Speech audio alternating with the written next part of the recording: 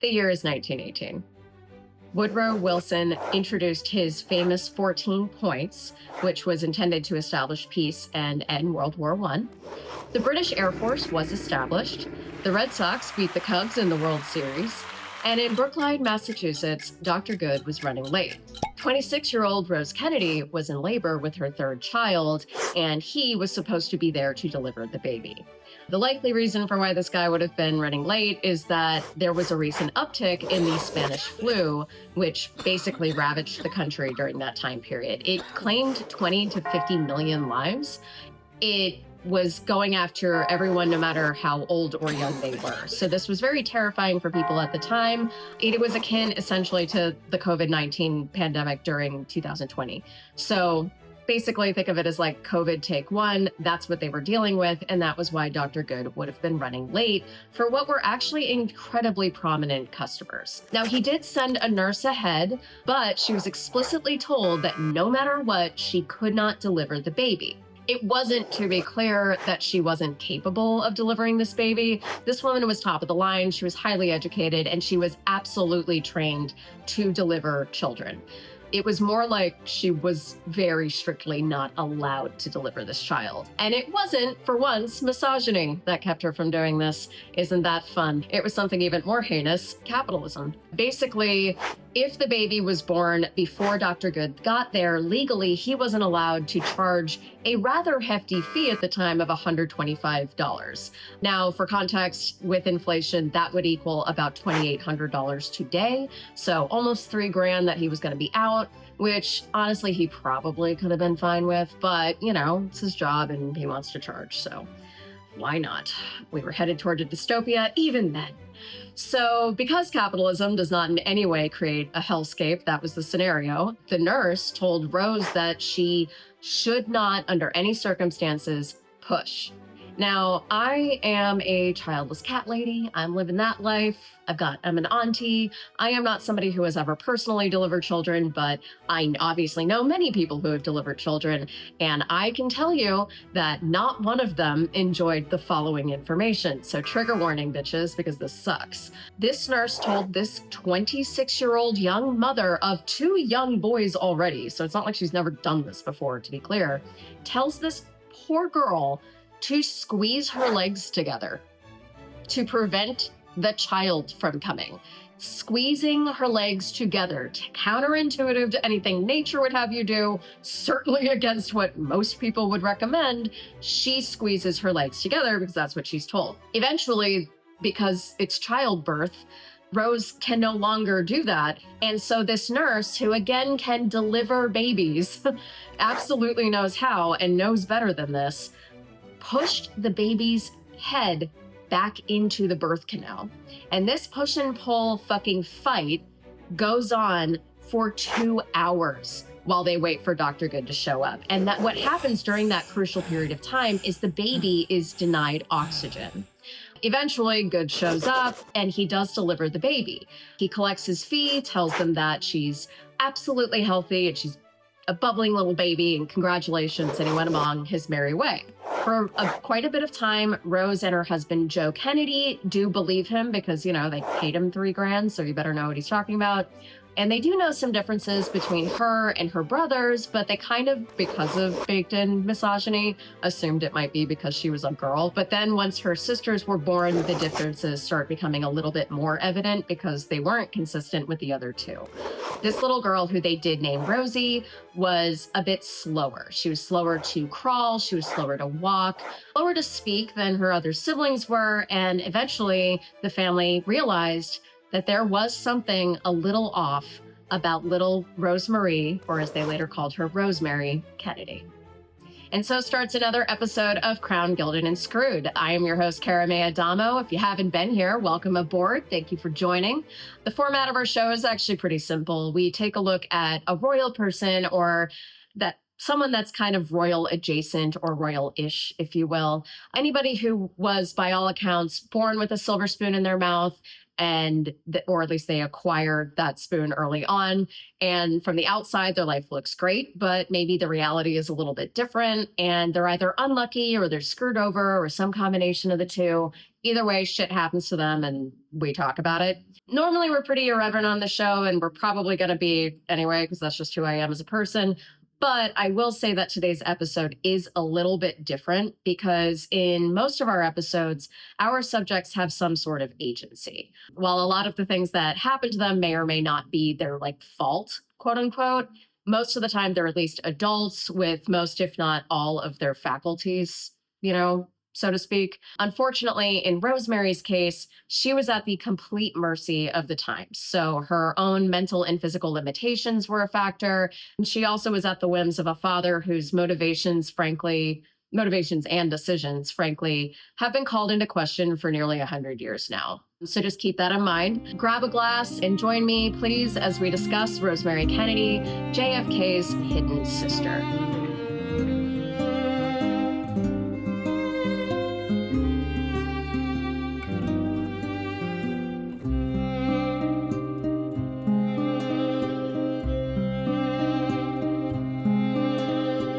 Let's talk about the family that Rosemary was born into and how parental dynamics, politics, religion, and science at the time all collaborated and worked together to influence Joe and Rose Kennedy, as well as the life of their family. Particularly, of course, their eldest daughter, who is Rosemary. Now, we do already normally do this on this show. I like to build context with most of our subjects, but in this case, it's actually much more important than normal because Rosemary, again, had no autonomy. So it's very important to understand her parents because they're the ones calling the shots. And by them, I, of course, mean Joe. So unlocking why her life went the way that it did is going to require understanding the two of them and how they work together. Rosemary's mother. Now, Rosemary's mother, Rose Kennedy, was born on July 22nd, 1890. And she's born into a very wealthy political family. Her father is John Honeyfitz Fitzgerald and his wife, Mary. She is the eldest of 6, but she is, by all accounts, Honeyfitz's absolute favorite daughter. She's essentially his right hand, and he brings her around to a lot of social functions because her mom was more of an introvert. So Honeyfitz is out kind of parading around, and he's got his daughter who is basically being groomed to be a socialite as well as a sort of political sounding board in a lot of ways. So that's their dynamic, and that is how Rose is brought up initially. Now, at the time, Honeyfitz is, like I said, a politician. He is on the Boston's council when his daughter is born, and eventually he does grow to become the mayor of Boston. Now, importantly, the Fitzgeralds were both Irish and Catholic. And this was at a time in the late 1800s, early 1900s, when being both Irish and Catholic was problematic. You had a lot of, don't hire the Irish signs. The Catholics were also sort of banding together against the Protestants, so there was that infighting. And so the family was battling both of those things while also trying to be prominent, socialite-driven political players in basically the Northeast at the turn of the century. Now, Rose is very educated. She graduates from Dorchester High School in 1906. And after high school, she does go on to the New England Conservatory in Boston, where she studied piano because she was intensely talented. Now, the family at this point decides to take a vacation, and they go to Old Orchard Beach, which is located in Maine. And that's where Rose meets the dashing Joe Kennedy. And they start to kind of see each other a little bit. They start to talk, a little bit of courting. Now, again, this whole time, she is Honeyfitz's right hand. She is his golden child. She is the apple of his eye, everything that he adores in this world. And crucially to this, he fucking hates Joe. So there are some accounts that say that maybe the reason he didn't like Joe was because Joe was the son of his political rival, which was PJ Kennedy. But it was kind of a friendly political rivalry. It was like a friend of me thing. Like it wasn't that serious. So I don't really think that that was the reason he didn't like Joe. I think that the reason he didn't like Joe is that he sniffed out pretty fast that Joe was a bit of a fuckboy. He saw a player and called it. He thought that Joe was sus basically from the beginning, and he adores his daughter. So he was really against this relationship. I also think it might have been because he saw a little bit of himself in Joe. John Fitzgerald was ambitious like Joe was. He was intelligent. He was political. And in many ways, Joe is a lot like Honey Fitz. He's a selfish, steadfast product of this turn of the century Gilded Age that he grew up in. So we'll get in a little bit more of that later. Just know for now that Rose loves Joe. Joe mostly loves Rose, and Honey Fitz loves Rose, but fucking hates Joe. Now, Rose is still continuing her education at this point. Once they get back from Maine, she goes off to the Blumenthal, I think is how you pronounce it, Academy of the Sacred Heart in the Netherlands. And then she comes back and she's all excited because she is ready to continue her education at her absolute dream school that her and her girlfriends all want to go to. It is this very progressive liberal school, and it is called Wesley College. She had been led to believe that Wesley College was completely on the table for her. She was accepted, she was excited, and she was packed and ready to go. And then that night, before she leaves to go to this dream school she's all excited about, her father springs on her that she's not going. The reason she's not going is really not anything she did. It actually is far more selfish than that. Again, like Joe, Honey Fitz is a bit self-absorbed. And basically, Wesley College wasn't Catholic enough. So the powers that be in the church informed Honey Fitz that they would not be backing him politically if his daughter very publicly did not go to a Catholic school. So even though this was her dream school and he initially told her that she could go and she told all her friends she was going to go, he springs on her at the absolute last minute that, no, you're going to do what benefits me. So instead, he enrolls his daughter in the Manhattanville College of the Sacred Heart. Rose did later on to say in her memoirs, decades later, that her greatest regret was not having gone to Wesley College. She said that it was, quote, something I have felt a little sad about all my life, unquote. And if you know anything about the Kennedys, she had a lot of things to be sad about. So the fact that this still ranked up there just gives you an idea of how absolutely disappointed, devastated, and kind of betrayed she felt by her father choosing for her not to go. Again, it was because of the whole Catholic thing. Catholics were starting to worry that Protestants might take a little bit too much of a foothold in politics at the time. God for fucking bid. And so Honey Fitz is told that if Rose publicly attends that Protestant school, his political career essentially will be over. And he was literally at the time in the middle of running for mayor of Boston. So he basically sacrificed his daughter's own interests and dreams to uphold his, which is a pattern that her husband would one day repeat over and over again. In 1908, Rose and Honey Fitz went on a little bit of a European tour. It did culminate in a private audience with Pope Pius X, which was, of course, at the Vatican. She does return from her trip and ends up graduating from Manhattanville College of the Sacred Heart in 1910. Now, her time at this college is actually pinnacle. It's a huge part of her story, and I personally think that these years really kind of set the tone for her relationship with Joe, for good or for bad, which of course then informed her daughter's life. Remember at the time that women were supposed to create the perfect atmosphere at home, which of course involved properly cared for children, proper meals, clean homes, no stress for, the patriarch. And on top of all of that, she was taught to be the perfect Catholic wife, which essentially means that she was taught to be very subservient and essentially almost like a nun that provided children is sort of the tone. Their motto was basically children, church, and cooking.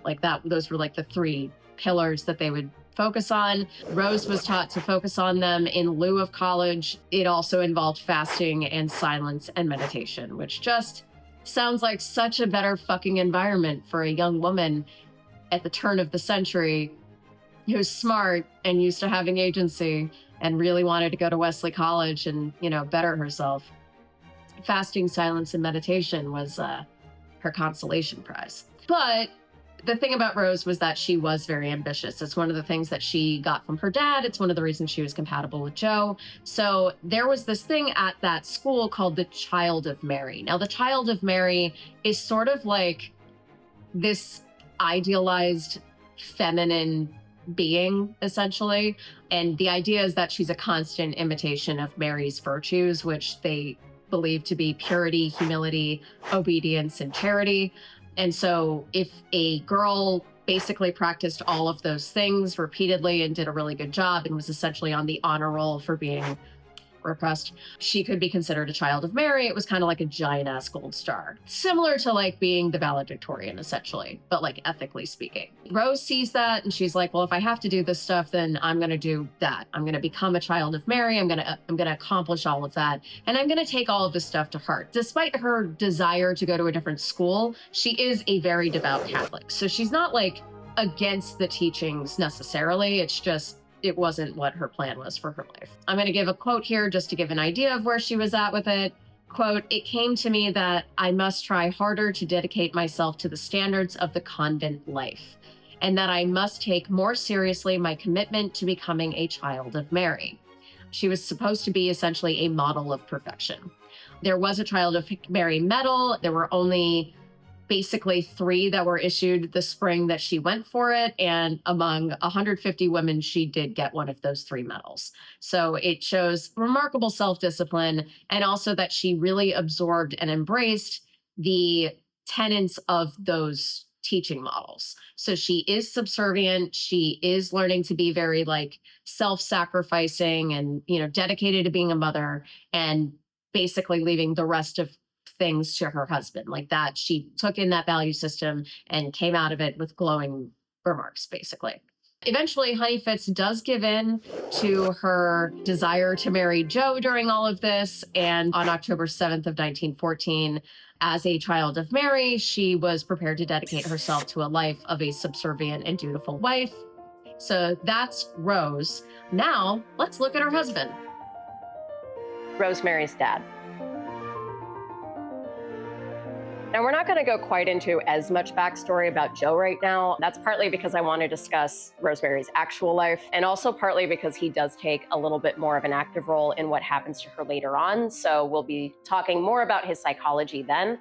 But for now, just some brief basic notes about Joe. He was born into an incredibly prominent political family in East Boston, much like Rose was. His father, as we said before, is P.J. Kennedy, who was Rose's father's little friend-to-me rival in a way.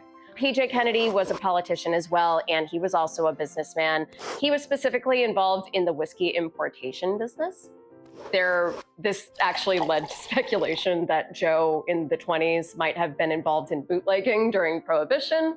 I obviously know where I would have stood on it. By the way, this whiskey is phenomenal. As an aside, you might notice I like to drink on the show from time to time. This is a toasted bourbon from Yellowstone, and it's really, really smooth. Normally, I'm a Basil Hayden toasted girly, but this is fantastic. My friend Phil brought it for a dinner party that we threw about a week ago, and it's phenomenal, phenomenal whiskey. My background is actually in wine, and back in the day, I used to be like a bartender, mixologist, whatever you want to call it.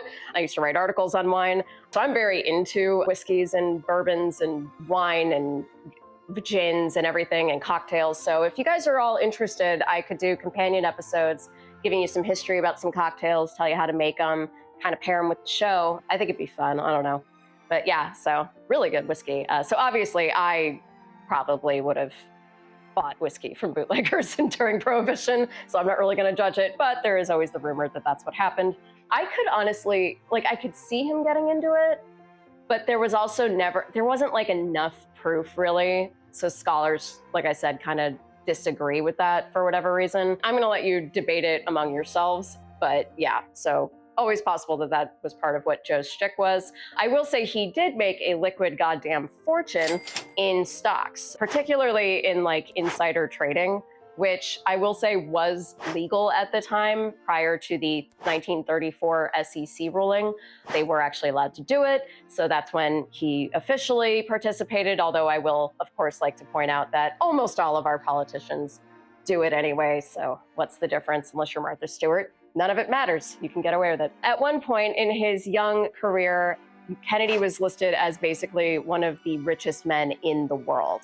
He was worth at the time anywhere between 200 and 400 million US dollars, which would already be a fortune today. But actually, if you translate it to today's money, it is somewhere upwards of about 3 billion. That is with a B. These are billionaires essentially in their day. So when we say that the Kennedy family is among like US royalty, this is what we're talking about. They were exceptionally put together, very on their A game, very well connected, powerful, and more than anything, they were the upper 1% of society during their time, and honestly continue to be pretty damn high up there today. They were royal in every way, I would say, outside of like title and birthplace, but because of that, they were considered what would have been called new money. So like, you guys remember that scene in Titanic where Kathy Bates is playing the unsinkable Molly Brown, and she kind of like looks off to the side at Rose and goes, new money, and she's talking about these passengers as if it's this gossipy hush-hush moment.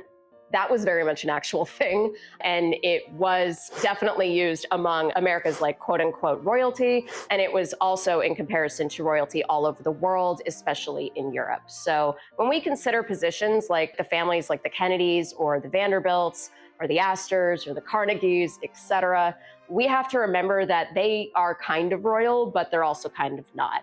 So in other words, like, they built mansions and in some cases even castles, but they don't actually carry with them the same level of social currency as traditional royal families across the pond or in other parts of the world. And in fact, the old money families didn't always necessarily love that the new money families were acquiring this like new amount of prestige. They were kind of in their neighborhood and they weren't loving the newcomers. Although I will say that they eventually get into this weird marital barter system, kind of known to history as the penny princesses era. That's a thing for a whole other probably episode, but it was absolutely a facet of society kind of around this time period. Outside of that, though, the new American aristocrats were up-and-comers. They were sort of outsiders, though, in their own class. There was honestly a lot of pressure to look like you and your family belonged at the sort of nobility table that they were trying to sit at.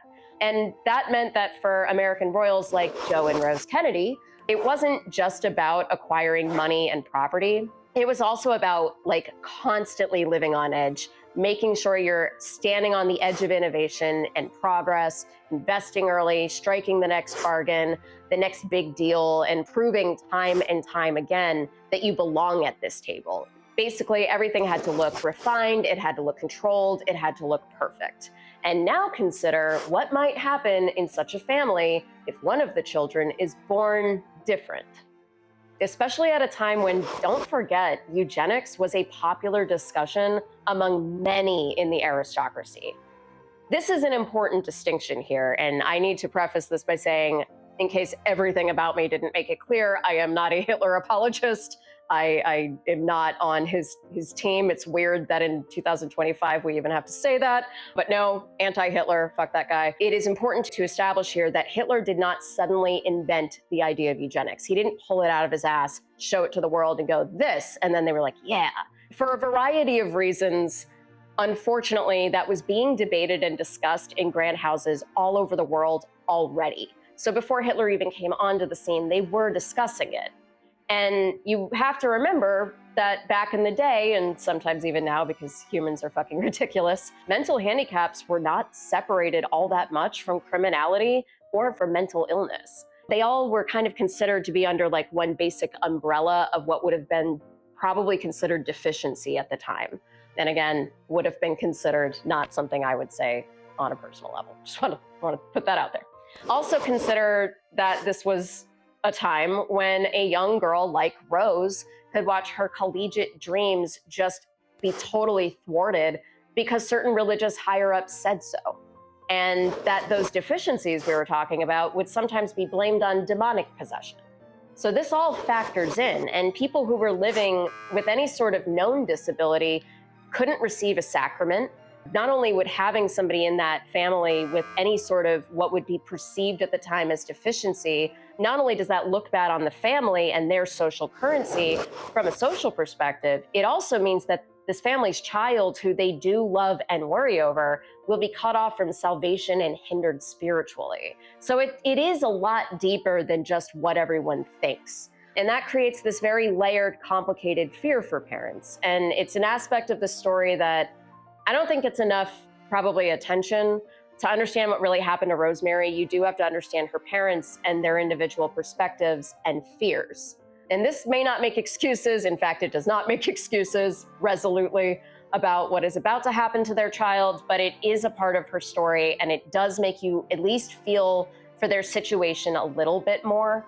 Remember that you have to look at things through the lens of like the times and the information that the people involved had access to.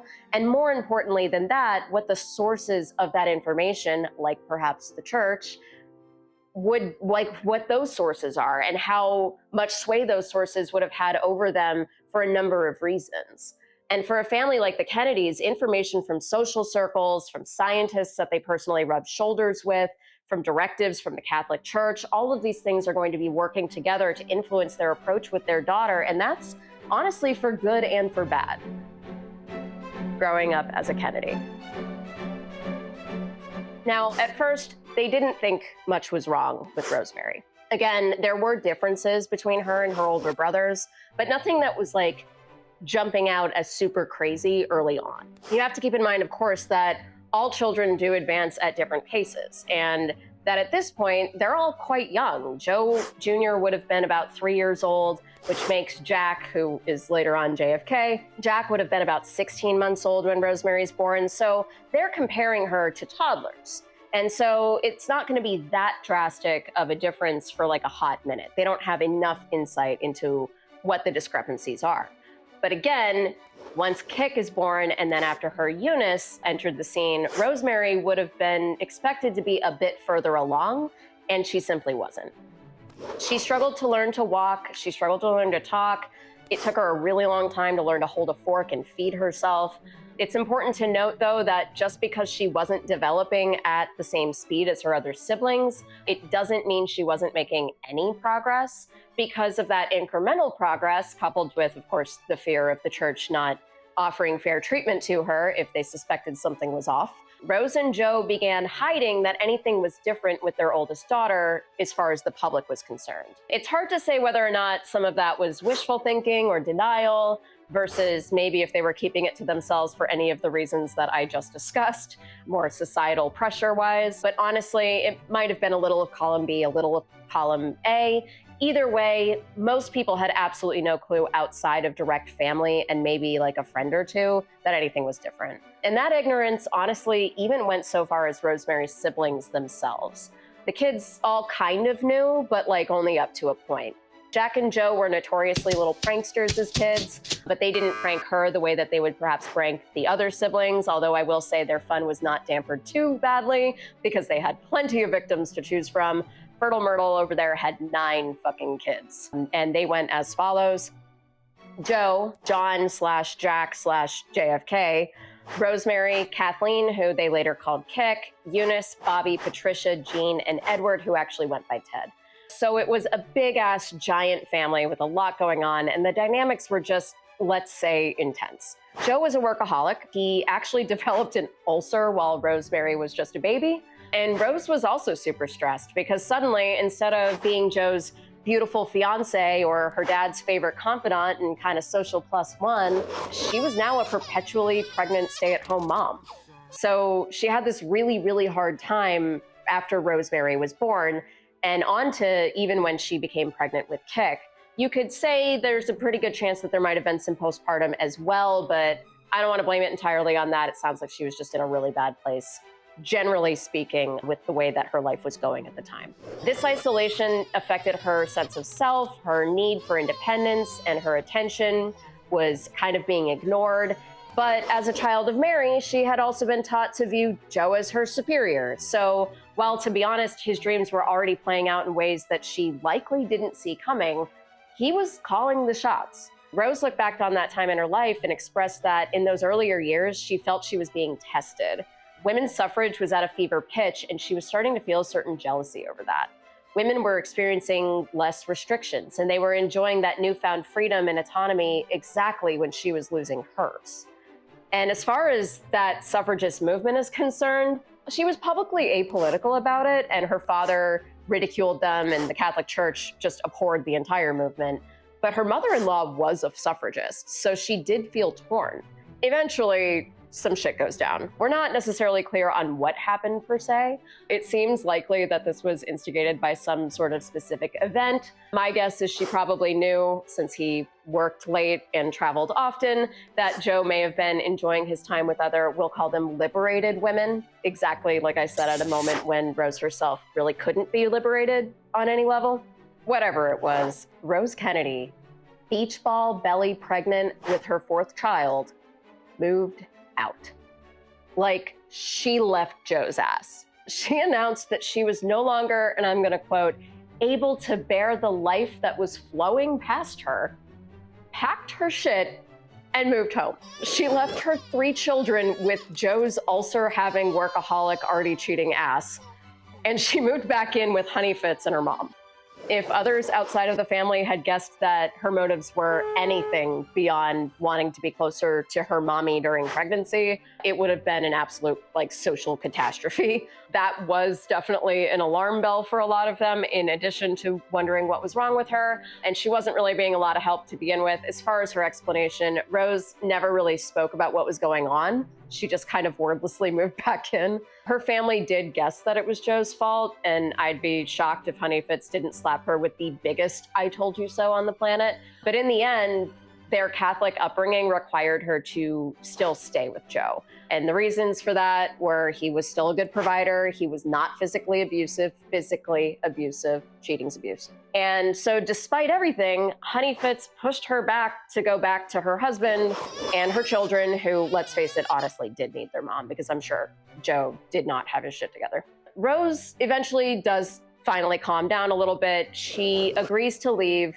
as long as she could take a little bit of a vacay first. Everyone decides that that's probably not the worst idea on the planet, and so she goes to a Catholic retreat and then goes home to give birth to Kick. While she was gone on this retreat, she comes to terms with a couple of things. Number one, she realizes that Joe is who he is. He's a wealthy, powerful man. He has a wandering eye, and frankly, a far stronger sexual appetite than she herself had. Not that that's an excuse ever. Rose believed that sex was specifically for getting pregnant and propagating the species. She very, very much refused to believe that it was specifically for pleasure. So she wouldn't have sex unless the intention was to have children, apparently. And this is verified through many firsthand accounts of people who heard them fighting about it, because Joe would clap back at her and say that the Bible didn't say that sex was just to be for pleasure between a man and a woman.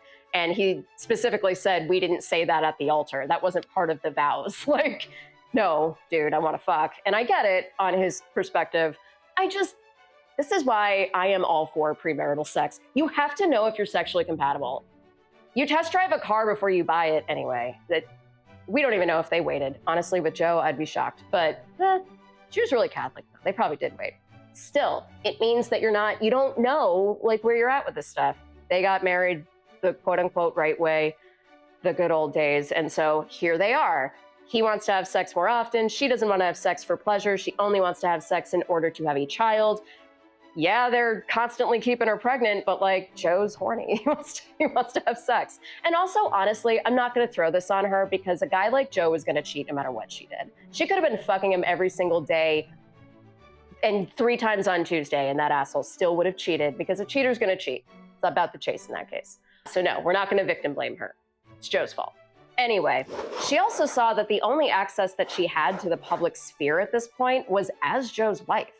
And the only way to remain an important part of his life, it would have to require her becoming an absolute asset to Joe, who had at that point honestly already stopped discussing his ideas and business plans with her anyway. So she essentially recommits herself to her old child of Mary mindset, and she decides to double down on raising her daughters to be exactly the same way. So she raises them to sacrifice their own agendas and needs for the benefit of their father, their brothers, gross, and eventually their husbands. For his part, Joe agreed that they needed to show a united front from now on. So in place of the emotional alienation that he put his wife through, he bought her shit. If she wanted jewelry, he gave it to her. If she wanted to go on a trip, she was free to go. If she wanted to, she had nannies. She had the finest clothes for any occasion. And in turn, Rose was completely subservient. She let Joe make the larger decisions for the family. She let him do whatever it was he wanted to do behind closed doors. She kind of just let him lead. And I suspect, honestly, that this moment of reconciliation between them and this weird agreement they kind of came up with, I think that was a pivotal moment. And I think it's an approach that ultimately led to Joe making his batshit fucking crazy decisions about their daughter's life later on. So this sets the precedent for what happens later. So now they're back together, they're raising their kids, and by that I mean they have every possible resource at their disposal. But Rose is also actively participating in raising them as well. She kept journals of their progress, and those journals included their grades, their health, even their weight. She would adjust a child's diets and schedules based on that data. So both Rose and Joe demanded excellence of the Kennedy children no matter what. And these journals are actually sort of invaluable because they capture just how behind Rosemary was from the beginning. It's basically quantitative data gathered by their own mother on their upbringing. So from the outside, Rosemary was very charming. She was a beautiful child. She had that Kennedy-like megawatt smile they all have and just a very sweet disposition. Despite any of the hindrances that she was born with, she did her absolute best to succeed in every way that she could. The Kennedys did their best to keep Rosemary in traditional schools, kind of part of the hiding it in plain sight mentality, I think. But she still repeated some grade levels and she struggled quite a bit, which was frustrating to her to begin with, but it was only further compounded by the competitive incubator that was the Kennedy family. And that stress only caused her anxiety, which of course did not help anything. So she starts to throw tantrums. Sometimes those tantrums, as she gets older, become a little bit more violent. Think about how like a toddler responds to things. Sometimes they scream, sometimes they might even hit or shove. While that behavior isn't okay, it's largely teachable because the toddler will eventually learn things like impulse control or emotional regulation. So it's a temporary state and you can build off of it. But Rosemary was having a hard time building those skills. So despite being a very determined kid, she continues to struggle in school. And by the time she's 18, Rosemary is only able to read at a 4th grade reading level. But I do want to take a moment to give her props because while, yeah, she was only reading at a 4th grade reading level, it was still a 4th grade reading level. To review, several popular books many of us remember reading as kids are considered appropriate for children in the 4th grade, including Alice in Wonderland, The Jungle Book, and even Harry Potter and the Sorcerer's Stone. And whether you like J.K. Rowling or not these days, she's made a lot of choices, we all do remember that book. And that means that Rosemary, by this information, would have been able to read and comprehend it had she had access to a copy in 1936. It's also, of course, important to remember that literacy rates fluctuate and that people have varying strengths and abilities that don't always necessarily translate to the page. But if we are using literacy as a metric, she was able to read Harry Potter. She could have read Harry Potter. So the fact that Rosemary, who is living with some sort of invisible disability and is born while being deprived of oxygen for the first 2 hours of her little life, still managed to achieve a 4th grade reading level is impressive and a testament, honestly, to her hard work. Now, during this time, she wrote many letters to her parents, and while they don't necessarily read like an adult read to them or wrote them, and she likely got some help from some teachers, they do convey this very clear intent to make her parents proud and to do better in school, which is, it's heartbreaking because it shows her desperation while drowning in a sea of overachieving siblings. By contrast, just to give you an example, her brother Jack was admitted to Harvard the same year that she was reading at that lower level. Rosemary blooms. Meanwhile, the same year that Jack gets into Harvard and Rosemary is reading at a 4th grade reading level, Joe Kennedy is writing a book, and it's titled I'm for Roosevelt. Now, Kennedy believed in the New Deal. He thought that it was a really good option for businessmen. So he starts to help out Roosevelt's campaign. In return for that favor, Roosevelt made Kennedy the chairman of the U.S. Maritime Commission. Then, in 1938, Roosevelt names Kennedy the United States ambassador to the Court of St. James, which is located in the United Kingdom. This then moves the family to Europe. And this is a pinnacle moment for Rosemary because it means that she'd switch to a Montessori school called Belmont House, which focuses on hands-on learning, independence, and self-directed practical activities like sweeping, dressing yourself, etc. So it was run by a woman named Mother Isabel, who actually personally studied under Madame Montessori. Marie Montessori's innovative child-first approach to teaching and education was absolutely groundbreaking at the time, and it is often used at some schools today. So this was basically like the newest thing, and Mother Isabel studied directly under the woman who is largely credited for it. Here's the thing, Rosemary excelled at Belmont. Eventually, she even becomes Mother Isabel's like little assistant, and she starts helping out with the younger kids. So for once, Rosemary has self-worth. She has purpose. And these are fundamentally enriching and healing things. She would even read books to some of the kids, like books that she was really comfortable reading. Her favorite was actually Winnie the Pooh, which she felt that she could read with quite a bit of confidence.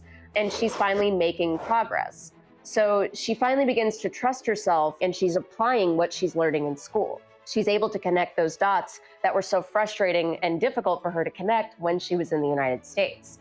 And I'm going to quote Christopher Robin here in the book that she loved so much because I think it's wonderfully appropriate. Quote, "Promise me you'll always remember you're braver than you believe, stronger than you seem, and smarter than you think," unquote. I think that's so poignant because she read that book multiple times, and that quote likely spoke to her quite a bit. And it may well have been one of the reasons she liked reading it to younger kids. Maybe she wanted them to feel that confidence too. So moving to Europe is this huge step forward for Rosemary, and honestly, it was actually a huge step forward for the entire Kennedy family. At one point, the Kennedys rocketed their social status into the stratosphere, solidifying their reputation as American royalty. They were invited to Buckingham Palace, where Rosemary and her sisters Eunice and Kik were presented as debutantes, as in their coming out party was at Buckingham goddamn Palace. Literally a castle with the king and queen in attendance. They're royal, I don't care. America can say what it wants, they're royal. At the event, Rosemary was radiant, charming, she was beautiful, and apart, or maybe honestly even because of this little moment where she stumbled a little and as she's like curtsying to the king and queen, she arguably stole the show because she was just absolutely endearing. And nobody there seemed to notice a single thing was off about her apart from like some cute clumsy girl stuff. So she's doing really well at school. She's reading to young children. She's dancing with nobles at literal palaces with all eyes on her. Our girl is thriving. And Joe Kennedy himself actually described this time as, quote, the ideal life for Rosemary, unquote. And this is important because it spurs on an interesting question that has sparked debates throughout the last about 8 decades. And that question is, how disabled was Rosemary? Like everything, disabilities are a spectrum, right? They manifest in different people in a variety of different ways, and they can be helped or hindered in just as many. So if Rosemary was making all of this progress at Belmont School and nobody was able to really tell that anything was off about her, is it possible that her hindrance was simply a learning disability? I want you guys to think about that for a minute. How disabled was Rosemary? Elizabeth Kohler Penikoff is the author of a book called The Missing Kennedy, Rosemary Kennedy and the Secret Bond of Four Women. And it's an excellent book. It's one of a couple of books that I used for my research for this episode. Highly recommended. I'm going to link it below because anybody who wants to know anything about her, it's a phenomenal read. But Penikoff believes that Rosemary had some sort of mental health issues, coupled perhaps with learning disability. And it needs to be noted here that Penikoff knew Rosemary personally, and that's one of the reasons why I found her book so intriguing, because her aunt was Sister Paulus, and Sister Paulus was the longtime caregiver of Rosemary. So whenever Penikoff would go and spend time with her aunt, which apparently was quite frequent because they were close, she saw Rosemary. And she eventually befriended her during like very crucially lonely years after what happens to her later on. And so that experience led her writing this partially firsthand account along with quite a bit of research. So it's an invaluable tool. And Penikoff's stance is mental health issues coupled with a learning disorder. As for me, I think I'm not sure, but I want everybody to kind of keep that question in your head as we go forward. I do know that Rosemary's time at Belmont was transformative, and that her progress there might shed light on the mystery behind her eyes. And perhaps she was less mentally, in quotes, R-worded as they would have called her back then. Maybe instead it was more of a compounding issue, and maybe it was a compounding issue that was less understood in her time than it is even in ours. And that's sort of the thing here, though, is misunderstandings can lead to biases, biases lead to fear, fear leads to discrimination, and ultimately can lead to tragedy. Let's take a look again at the time period here when all of this is going on. Rosemary Kennedy lived in Europe between 1938 and 1940. Remember what else was happening at that time in Germany. Being different was dangerous. And it wasn't helped at all by the fact that the Catholic Church wouldn't offer communion to those with mental illnesses or disabilities. Not their best move. Again, Hitler capitalized on the concept of eugenics. He ran on it, and ultimately he acted on it. Eugenics was commonly tossed around, like I said before, and it was honestly probably the biggest factor in the fear the family held. Because like we covered in our Princess Alice of Greece episode and several times in our Glass Delusions episode, they blamed a lot of those afflictions on demonic possession.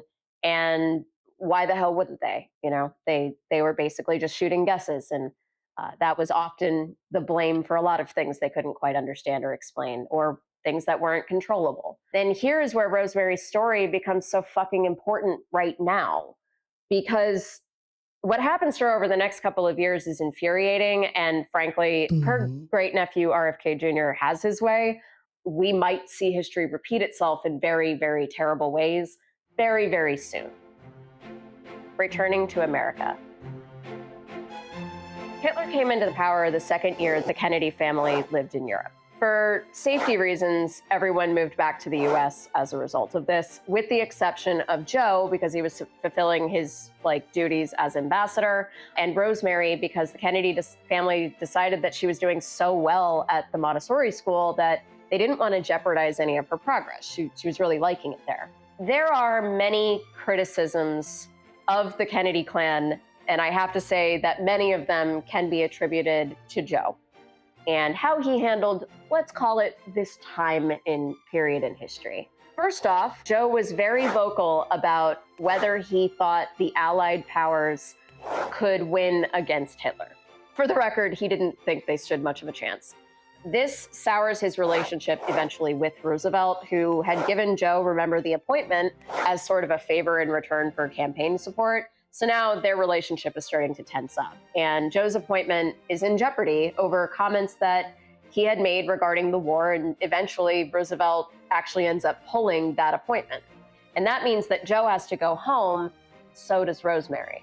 During this time, I'd also like to note here that Joe Jr., which is Rosemary's eldest brother, he at some point during this period made some scathing remarks about mentally disabled people. He seemed to favor eugenics a little bit too much, perhaps, for my personal taste. And he viewed a lot of the work in that area as actually kind of cutting edge. You do have to remember that while his sister clearly lived with something, nobody was really saying it publicly, and it wasn't like they didn't have a name to give it. So it was sort of assumed. And the family didn't really talk about it all that much. So they'd acknowledge it roundabout ways, but Rosemary was still being brought around. She was, still out in public. So a lot of people outside of the Kennedy family didn't even know anything was off. To them, she was just like another pleasant, beautiful 20-year-old woman. And within the family, because they didn't talk about it very much, it's very possible that Joe wasn't sure himself. Joe Jr. wasn't sure himself about his little sister. So it's possible that Joe Jr. was grouping her in with those that he felt eugenic scientists were helping or eliminating. But There also might have been like a personal disconnect for him. My guess, as usual, I tend to err on the side of caution and say it might be a little bit of both. And you'll notice that's often my guess when it comes to these things, because the truth is usually somewhere in the middle. The point is, there were signs of varied opinion on both the extent and nature of Rosemary's afflictions, as well as the nature of eugenics itself, which was, again, being hotly debated in general at the time. So now they are back in the United States, and Rosemary is not handling it well. She started throwing tantrums again, and she began misrepresenting how well she was doing in school in letters to her parents. And those letters show evidence that she's frustrated with her lack of progress now that she's back in this sort of pressure cooker that is the Kennedy compound and outside of a learning system that was working for her. So consider like what it must be like. Like you've got a bajillion siblings and they're all high functioning, and you're sitting there struggling in an environment that's stressful. And now you're also missing how good it felt to thrive in a healthier situation, because now you know what that's like. But you don't have the cognitive skill sets to discern and understand that complicated nature of things. Like that has to be very complicated. And to be honest, Rosemary was starting to regress. She starts sneaking out at night, and eventually she is found wandering the streets of DC unaccompanied, and the rest of the world, remember, didn't know anything was off about her, just that one of the beautiful Kennedy daughters is off sneaking out and flirting with men. And this is where things get a little complicated and messy, because at this point, Joe has realized that his personal political aspirations are probably over. He's returned after this falling out with the president, and while he's extremely wealthy and he's still powerful, he does realize that his time in the spotlight has likely passed. But he does have a number of strapping young boys to think about, and so he does what anyone with all of Joe's personality qualities and traits does. He projects his dreams onto his kids. And at this point, Joe Jr. is still the heir apparent because he hasn't died in a plane crash yet, and Jack is the spare. There is something we've talked about on the show a little bit, and we haven't had a lot of reason to dive in it until recently, although we did talk about it a little earlier on the show, and that is social currency. Social currency, essentially, when I say that, we're talking about the good name that you and your family carry, your reputation overall as a group. Eventually, we're going to get into the Gilded Age and a whole conversation, like I said, again, about dollar princesses in future episodes. And we'll talk a lot more about social currency then. But right now, just consider that it has always existed in one form or another. And for the Kennedys, they're in repair mode at the moment, at least to a certain extent. So Rosemary, who's wandering the streets, could be getting in the way of prospects and opportunities for Joe and Rose's other children by sneaking out, having meltdowns, and overall, frankly, lowering that family's social currency. And I mean that in both a distasteful and empathetic way, because while I hate Joe for a lot of his decisions here, I do also feel for him because he did have to worry about all of his kids who he did love and care about quite a bit. And yeah, that also includes Rosemary. The family was genuinely concerned about her. They did love their daughter. You also have to keep in mind that this is 10 years after the Lindbergh kidnapping. So a lot of aristocratic families are terrified that their vulnerable kids are going to be taken. And while Rosemary may have the curves and beauty of a woman, she's still mentally a kid. So that danger is very layered. And eventually the idea of this new operation is brought up during one of the many conversations about what they were going to do to try to help her, or at least contain and control her. This procedure had only been completed a few times before, and from the beginning, it was extremely controversial. God bless America. Now, for those who don't know what a lobotomy is, it's not phenom. It's basically where they cut your head open and scrape around inside with a scalpel. It's targeted at the prefrontal cortex of your brain, which, and excuse my attempts at consolidating the very, very complicated subject matter of the human brain when I am by no stretch of the imagination a specialist at all, but I'm going to try. It is the part that is responsible for two very important and connected buckets. The first is executive function. So for my ADHDers out there, you guys are going to recognize a number of key terms here. We have problem solving, the ability to plan and organize, the ability to adapt to new information or surroundings, your inhibition control, your attention and focus, memory recall, time management, all of these fall into the executive function category. The second bucket is the rest of your goddamn personality. It's your emotions, it's your sense of humor, your speech patterns, social acclimation, your reaction to things around you, etc. Call it soul, you can call it your spirit, whatever you want. But the physical manifestation and aspects of all of that, it happens right there in the prefrontal cortex of your brain. And that is exactly where they're essentially scraping around with a fucking butter knife, severing connections to shit they definitely didn't understand enough back in the early 1940s. They're essentially gutting you out from within. Oh, but Kara, the times were different. They were not. They were not. There are many moments on this show where we do point out that they didn't understand enough about something at the time. But in this case, I am not giving a single fucking inch. Because even back in the day, people were eyeing lobotomies with much trepidation, and they were not common. Most hospitals and universities in 1941 would not even allow them, and they were not necessarily like illegal, but they were not backed at all by the scientific community at the time. So when the idea of a lobotomy crossed Joe Kennedy's godforsaken desk, it is important to know that the whole Kennedy clan didn't spring for it initially. Rosemary's sister Kick instead was actually asked to look into it. And so she does, and the cases terrified her. In every instance that she found, the patients were docile and manageable afterwards, but that's because they were gone. Just gone, empty. No longer, no lights on anymore. And Kick freaks out, and she immediately runs to her mother and she says, quote, "Oh no, it's nothing we want done for Rosie."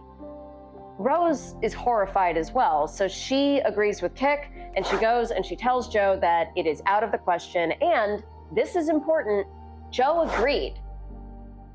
And then he decided to do it anyway. Yeah. Without telling Rose, Joe took it upon himself to take Rosemary to talk to Dr. Walter Freeman, whose reputation as a quack had already begun to simmer over his apparent zeal for lobotomies. And he had Freeman take a look at his daughter. Freeman diagnoses her with, quote, agitated depression, unquote, and promised Joe that a lobotomy would be just the thing she needed to set things right. You know, in her 23 years on this earth, this is what it would have taken. So with that advice, and I guess the advice from no one else, Joe schedules an appointment after specifically telling his wife that he's not going to do it. On November in 1941, Joe picks Rosemary up from the convent school that she's living at in Washington, D.C., without telling her mother that he's pulling her out for the day. And from there, they went to a private psych hospital in New York City called Craig House. There they met Dr. Freeman and his assistant, Dr. James Watts. They went into a room, they strapped the terrified 23-year-old to a table and ordered her, and I swear this is true, to sing God Bless America over and over again. As she sang, they shaved her head. They then applied Novocaine to her temple, and they cut into her scalp. Novocaine was the only painkiller. From there, they just kept cutting away as she sang God Bless America over and over again. They severed connections as they went until suddenly she stopped and everything went silent. Goodbye, Christopher Robin.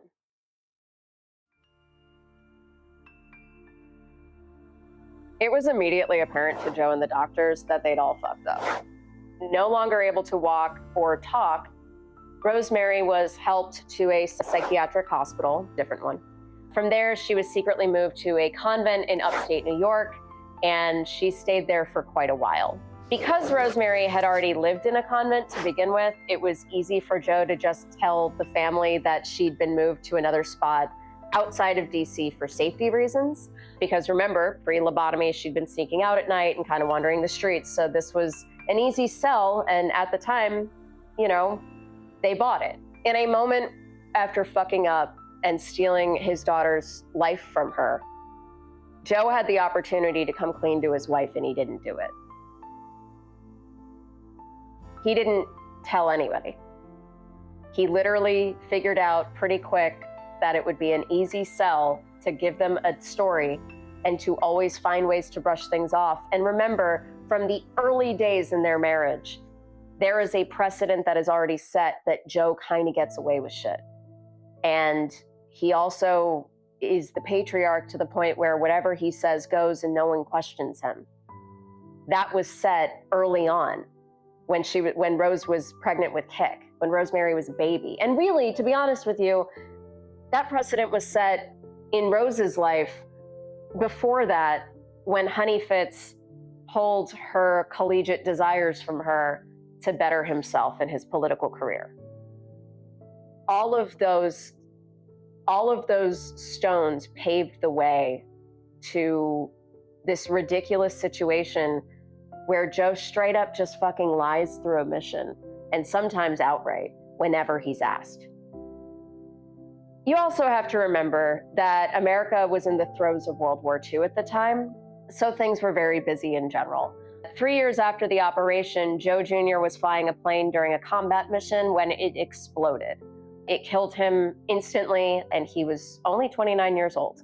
Grief-stricken, the family mourns their eldest sibling tremendously, but obviously this creates a bit of an emotional distraction. At that point, Joe takes the political hopes that he'd had for his heir, and he places them firmly on the shoulders of his spare. And within 2 years, he grooms JFK enough to run for the House of Representatives. Then in 1948, Kit Kennedy dies in yet another plane crash, and the family is even further devastated. But now they're also on full display politically. Being on display politically includes televised news broadcasting. So the family's mourning both privately and for the world to see, and they were under a type of magnifying glass that was unheard of in previous generations. And just a few short years after Hitler and his eugenics-fueled psychopathy nearly tore the world to shreds, now Joe's exceptionally concerned because someone might find out about his lobotomized, permanently disabled daughter. And by that, I mean either someone might find out from the outside or within his own goddamn fucking family, including, I don't know, her mother, the woman who gave birth to her in a very traumatic way. Instead, again, of reaching out and involving the family in this information, Joe doubles down on his lie. And he has Rosemary secretly packed up again, and this time she's moved to St. Coletta's in Wisconsin. Eventually, Jack, known as JFK, runs for Senate after his stint in the House of Representatives, and then from there, very famously, he moves on to be the 35th President of the United States. Any question at this point that the family ever had about what their sister was, and the questions, like I said, did come up, they were thwarted by their mother's actual ignorance of the truth and by Joe's crafty way of getting everyone in the family to fall in line and just let him lead without questions. And it's hard to imagine such a thing working, but in a family that is continuously bombarded with the weight of both fame and grief, I imagine that it's possible. Sometimes during trauma, your brain only allows you to focus on what's right in front of you, on what you can handle so that it doesn't completely crash down. And you become almost on autopilot for a lot of things because you're so hyper-focused on the stuff you need to hyper-focus on. And during this time period where she's frankly missing, they lost 2 siblings. The rest of them got married. Actually, Kick also got married before she died. They had kids, they had careers. Again, Jack became the literal president of the United States. And eventually, in December of 1961, Joe has a stroke. It wasn't until then, which is 11 months into Jack being the president, that the family finds out about Rosemary's lobotomy. It's when Joe has a fucking stroke. The siblings were all broken. They felt completely betrayed by the news. First of all, because they'd been lied to by their dad for over 2 decades, which will fuck you up no matter who you are. And then even more so over their sister's tragic experience. They empathized with her, they loved her, they cared, they felt guilt. And so immediately they start discussing the nature of disabilities. They brainstormed a bunch of ways that they could, with their considerable connections at this point, try to find a way to prevent people like their sister from meeting a similar fate. They worked even past that, and they decided that it wasn't just enough to prevent a catastrophe. They remembered that their sister would dance at Buckingham Palace. They remembered her giggling like a schoolgirl as they all played as children. And they thought of her progress at Belmont back in Europe. And they decided that it was important that they find ways to make the lives of people like their sister better. And on Halloween in 1963, Jack signed the Developmental Disabilities Assistance and Bill of Rights Act. It is often truncated down to being called the JFK Disability Act. This act provided federal funding and resources to support people with intellectual and developmental disabilities. It totally changed how the government addressed those needs of people in this category, and it resulted in state councils on developmental needs. And even further down the line, long after Jack passes, it leads to the establishment of the ADA, the American Disabilities Act, which actually in my day job, I use quite a bit as a reference in UX. So incredible work that has touched pretty much every aspect of our lives at this point. And then on November 22nd, 1963, Jack was riding in a convertible in Texas when a gunman shot him in the head. He killed him instantly, and it was just 22 days after he signed that groundbreaking legislation in his sister's name. It's one of the last things he did with lasting impact as a president. I asked a question earlier. How disabled was Rosemary? She learned to read, but she was slow to walk. She wrote letters, but it was probably with a lot of help. She had mental breakdowns and tantrums, and she had uncontrollable tendencies to wander the streets and at night without protection. And she struggled in school, and she took years to learn to eat with a fork, but she also danced at Buckingham Palace and assimilated enough with royalty to where few around her could tell that she was anything other than a beautiful 20-something woman who was a little clumsy and maybe not as intellectually gifted. So, how disabled was Rosemary? It doesn't matter. Rosemary was a person. Her family failed her. And eventually, Rosemary was integrated into the family, but I will say her relationship with her mother never healed. In fact, the first time she ever saw Rose after all of that time, Rosemary actually ran up to her mom and started hitting her and screaming. And it was very clear to everybody around them that Rosemary remembered who her mother was, and likely remembered that her mother wasn't there for her at the end of the day. She wasn't there for her during the operation to protect her, and she hadn't been there for her in the decades since. And that's kind of the thing. After all that time, with the hindrances she was born with and battled with throughout her entire life, and even after they cut up parts of her brain, she still had that cognitive function. She still understood enough, and what she understood, she knew in her bones. She'd been forgotten. She'd been erased.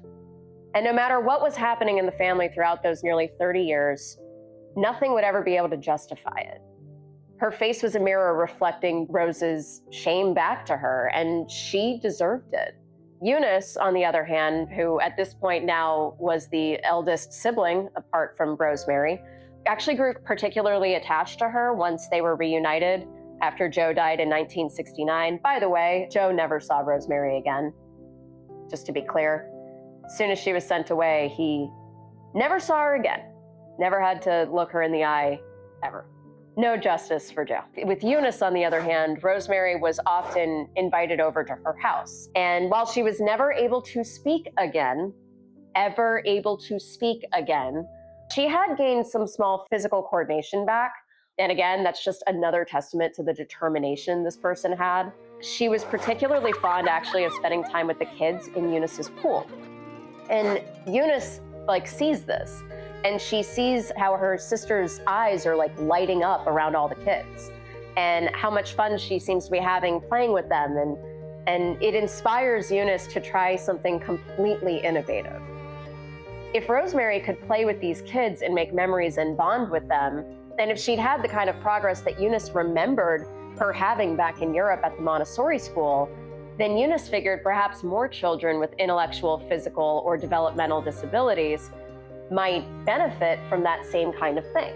So she earmarks money from the Kennedy Trust to form Camp Shriver in her backyard. And she used her married name for the camp. Basically, it created outdoor games and fun camp-like activities for people who are differently abled, who are living with disabilities. So she used her married name Shriver at first, and that's what it was called for quite a bit of time until it ultimately developed into something absolutely incredible years later, the Special Olympics, which is now a worldwide event where people with varying ability levels compete like the absolute badass athletes that they are. The organization has shifted and shaped entire cultures, and it's provided opportunities for these amazing individuals for decades now, and it's all because of how Eunice saw her sister's potential, saw her joy and capability despite 1,000 setbacks, and decided to fan those flames for not only her, but others like her. Because she believed in a world where Rosemary and others could feel true benefits of hard work, personal pride, and community. And this is actually where the story is a little bit personal for me, because my mom's older sister, Diane, my Aunt Diane, was born with Down syndrome. And she actually competed in the Special Olympics. So we're actually going to dedicate this episode to her. She passed away a few years ago. And when I learned about this, the connection was just, it made me think of my aunt, so. And on that note, I want to say that we've actually partnered up with the Special Olympics for this episode. We wanted to create a fundraiser where you can donate, so you can donate directly to them using the link below. The money goes to them. I never touch it. Something that you could actually set up if you have an organization that wants to participate. This is something that they promote. So if you are interested in learning more about them or would like to throw some cash their way, please do. It's a fantastic cause. And that's our show. Thank you for joining us. If you stuck with us so far, I hope you enjoyed it. I know this one was a little bit heavier than normal, but we really enjoyed creating it for you. Please smash that like button if you liked it. Leave a comment, subscribe, tell your friends, all the things. Follow us on the socials. You're going to see them up on the screen. And thanks, as always, to our editor, Roselio, and our producer, Chaz McNeese. Thanks again to all of you. We'll see you next time.